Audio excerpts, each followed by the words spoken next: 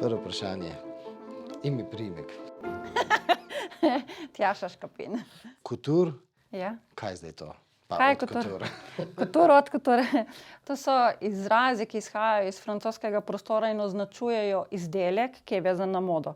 Kutur označuje izdelek, ki je štarta z visoko kvalitetnim materialom, uporablja se dosti ročnega dela in je tudi način izdelave temu primeren. Se pravi, tu ni kar, da ti greš pod stroj, pa je to nek industrijski pristop, ampak so stvari bistveno bolj dodelane. Stranka, ki si da delati izdelek po meri, že sodi v kategorijo kutur, ker je narejeno po točno določeni postavi. Od kutur je pa izraz za visoko modo, dobiš ga pa lahko preko francoske zbornice, če odgovarjaš visokim kriterijem, ki jih oni zahtevajo. Eden izmed teh, na primer, vse kolekcije se morajo šivati v Franciji, v njihovih laboratorijih. Uporabljajo se vrhunski materiali, luksuzni materiali, tudi kadar pride do dodatkov, do kamenčkov, do takih stvari, do perlic. To niso neke plastične perlice, to so že dodelani kamenčki, to se pravi od Swarovskih naprej, do pravih kamenov, do diamantov. Zato so pol te obleke tudi takih vrednosti. In pa vsak kreator, ki ima ime od kutur v v svojem delovanju, mora dvakrat na leto predstaviti kolekcijo z najmanj 35 modeli. Je kar zahtevno ozadje, da se ga vzdržuje, da se ga pridobi in da se ga vzdržuje. Tako da je izredno močna licenca v svetu mode in zahtevna za pridobitev in za vzdrževanje. Primerjalno s Slovenijo, imamo v Sloveniji tudi v bistvu kakšno tako licenco, zdaj se pravi, kaj obrtna zbornica nekaj podarja v bistvu za Obrtna kakšne zbornica certifikate. ima izdelek slovenske obrti, katere sem tudi sama nosilka, vendar je ta znamka tako še v povojih, trudimo se, da bi postala bolj prepoznavna, pač želimo si več članov, tako da upam, da se bo v prihodnje tudi to odvilo. No, pa greva kar v bistvu od začetka, se pravi, kateri so zdaj to tisti materiali, ki pa spadajo tako v neko tako vseeno boljšo modo? V boljšo modo. Že če posegamo po naravnih materialih, smo že naredili prvi korak. Potem pa je tle še odvisna, se pravi, tudi naravni materiali imajo svoje kategorije. Imamo prvo klaso svile, drugo klaso, tretjo, potem pride tudi do nekih odpadkov, isto pri bombažu in ostalih materialih. Se pravi, višja, ko je klasa materiala, definitivno boljša je. Imamo pridelovalce, ki delajo na nenasilne načine, ki se zavedajo ekološkega pomena v pridelovanju materialov. Kako pa veste to, da je to tako narejeno? Pride vse ponavadi tudi certificirano zraven, tudi že dajo poudarek, kad ti poiščeš nekega dobavitelja, ki že dajo sami si poudarek, da ozaveščajo, da imajo ta in ta način sledenja. Se pravi, certifikat pomeni, da sledijo ali od same pridelave, že recimo bombaža, od pridelave, kje je bil pridelan, kako je bil pridelan, kaj so uporabili, ko so ga pridelovali, ali je bila alkemija zraven uporabljena, na kakšen način, pa potem do same pridelave. Potem pa obstajajo certifikati tudi za proizvodnjo. Se pravi, imamo certifikat, ki označuje kvaliteto materiala, in pa lahko tudi proizvajalec pridobi certifikat, da ustreza vsem tem kriterijem, da se pol ta zgodba nadaljuje do končnega potrošnika. Lahko vam pokažem en kokonček, iz česar potem pridelajo svilo. Se pravi, iz tega kokona se posmuka svila, to dejansko je svila. To je iz podjetja Pisilk, če smem povedati. In oni se ukvarjajo prav z nenasilno pridelavo svile in imajo vse te certifikate. Iz kje to pride? Ta pride iz Nemčije, sodelujejo pa z Indijo. Aha, se pravi na svilni poti. Ja, tako. Ok, in če greva zdaj direktno na ta material. To je svilena organza. Zanimiva je po tej svoji strukturi, te tridimenzionalni izbočeni rombki, recimo, ki spominjajo na obliko diamanta, ker se lepo poveže zdaj v to zgodbo. Aha, tudi v bistvu, če tako malo premikamo. Tako, ja. Dobi tudi svetloba se potem lomi, dobiva čisto neke druge odtenke skozi svoje gibanje. Kaj je značilnost organze? Organza sama po sebi stoji tako malo bolj kaj škrtoc, rečemo mi tle, to so papirnate vrečke. To pa še vem. Evo, odlično. Nima mehkega padca, kakor kakšna druga svila, ne. Ne sme se jo pa likati, ker se potem tale struktura izgubi. Kako pa to naredijo? To se odtisne? Tako, ja, tu gre na neke odtise, to imajo pol take šablone, jaka pod toploto približno podobno, recimo, si bojo znali najlažje predstavljati kot neko plisiranje. S tem, da plisiranje ni zanimivo, pač lahko se tudi naravne materiale plisira, vendar se bojo ob prvem stiku z kakšno vlago vodo te gube spustile, tu gre potem vse na neke prešen, vse na nek... Plisiranje večinoma šivanjem naredimo, ne? Ne, plisiranje položimo blago v tak papir, ki se ga pol naguba in tu gre pol vse skupaj pod prešel. Naprej v obdelavo.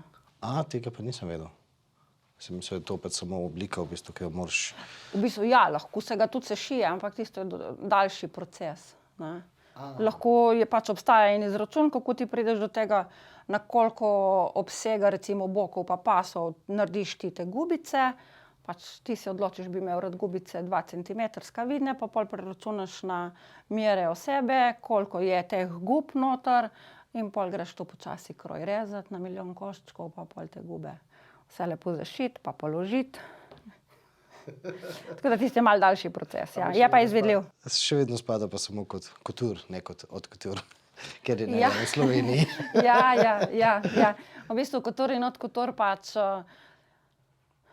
Ja, ne morete sploh imeti v bistvu v Sloveniji tega, ne? Ne more, ja, če se bo kakšen odločil, da gre zaprositi za to licenco, ne, in bo šel skozi ta proces, bo lahko to uporabljal. Se pravi, bi lahko tudi v Sloveniji? Se pravi, ni treba imeti delavnico tam registrirano?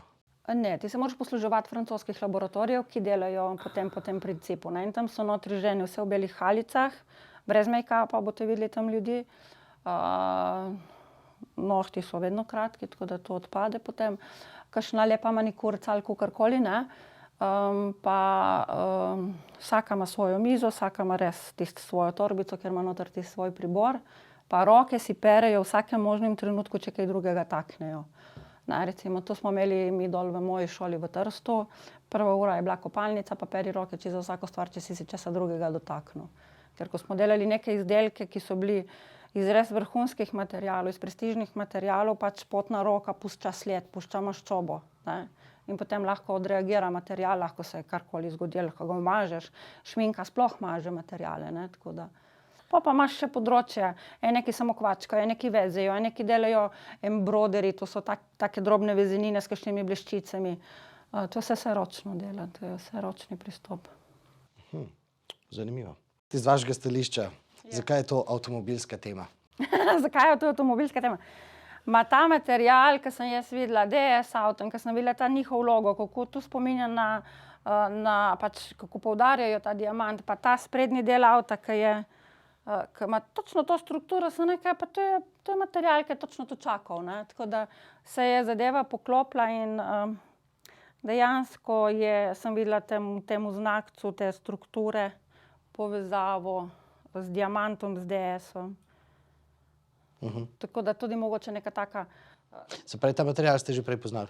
Ja, ta material sem ga jaz videla, ker sem se v njega čisto zagledala, ker sem šla enkrat v nabavo, sem ga vzela, ker toliko me je prevzel, ker je bil tak malo poseben s to svojo strukturo in pol je čakal na svojo priložnost.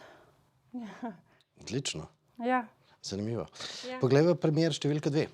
Primer številka 2 je v temle korzetu prenešen pasek od urice, ki se pojavlja v notranjosti avtomobilov. Tukaj sem ga prenesla v sprednji del korzeta. Tale korzetek je narejen iz kaktusovega usnja, podložen z bombaškom. Kaktusovo usnje? Kaktusovo usnje, ja. Kaj pa je to za en material? Material, ki je pridelan iz kaktusa. Dejansko iz kaktusa pridelan, prihaja iz Južne Amerike. Ne me preveč po postopku vprašati, ker ga ne bom znala čisto zares ponoviti. Se pravi, rastlinsko usnje? Ja, kaktusovo usnje se recimo poleg ananasovega usnja zdaj kar pojavlja, malo bolj pogosto, uporabljajo ga malo več za torbice, za denarnice, za ta del. Posebnost tega usnja, zakaj je to?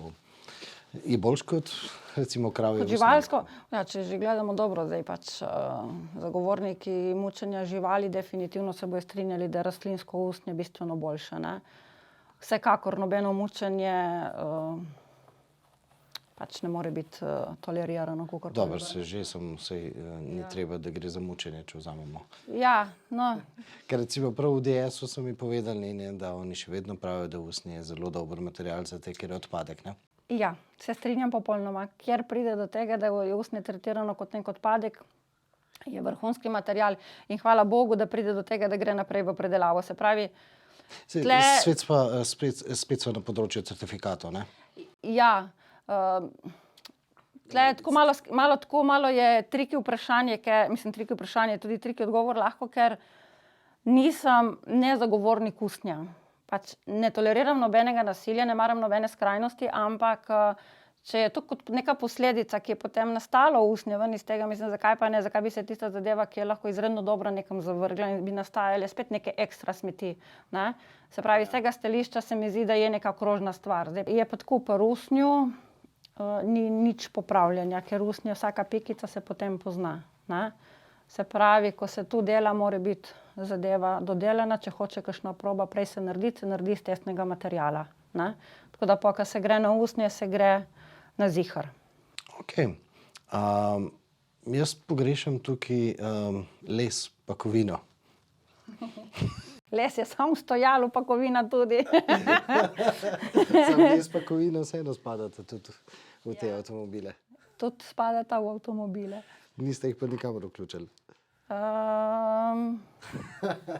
Les pa ne. Tle imamo lurex nitko dodano zraven, zdaj tu ne vem, če lih spada v kovino. Kaj pa je to za en material?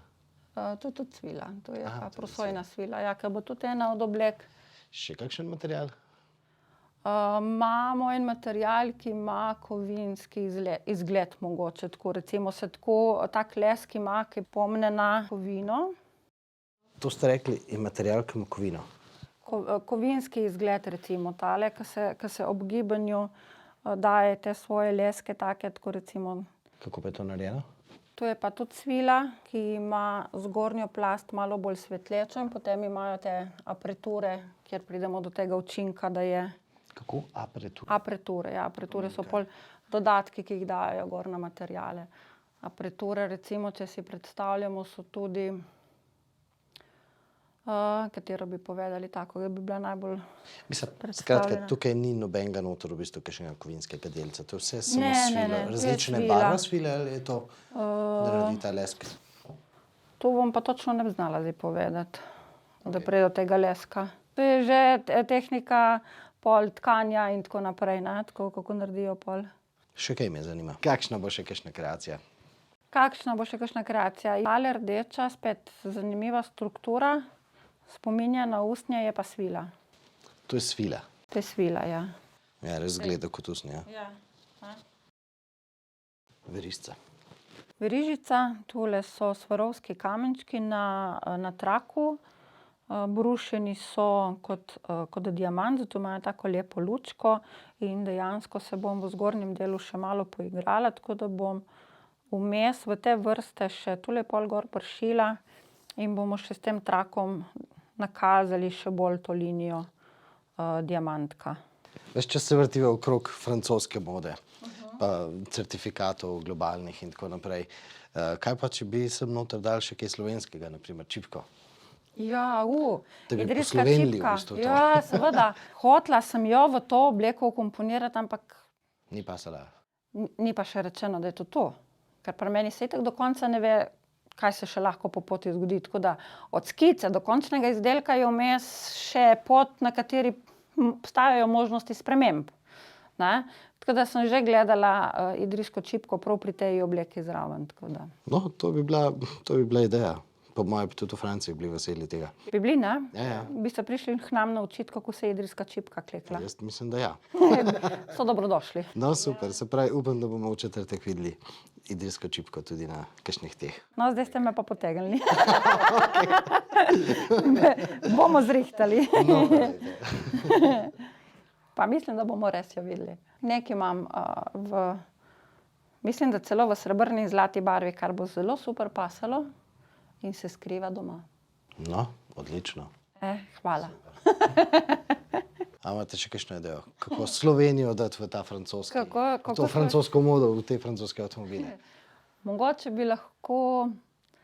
še skozi kakšno kreacijo, mogoče v nadaljevanju teran uporabili.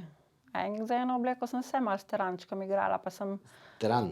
Teran, vino, ja. Kaj ste polili? Ne, pobarvala sem en kos blaga s teranom. Pa v bistvu sem teran malo segrela, da sem dala noter še malo soli, ker sol načeloma še malo fiksira barvo.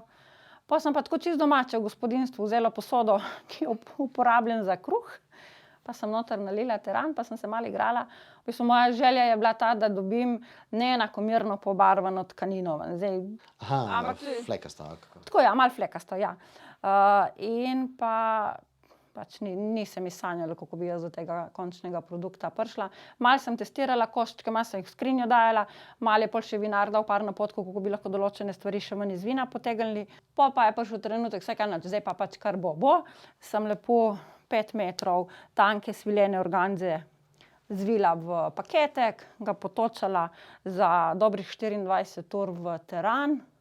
In ko sem potegnila ven, se je zgodil čudež, ker sem dobila točno tisto, kar sem si želela.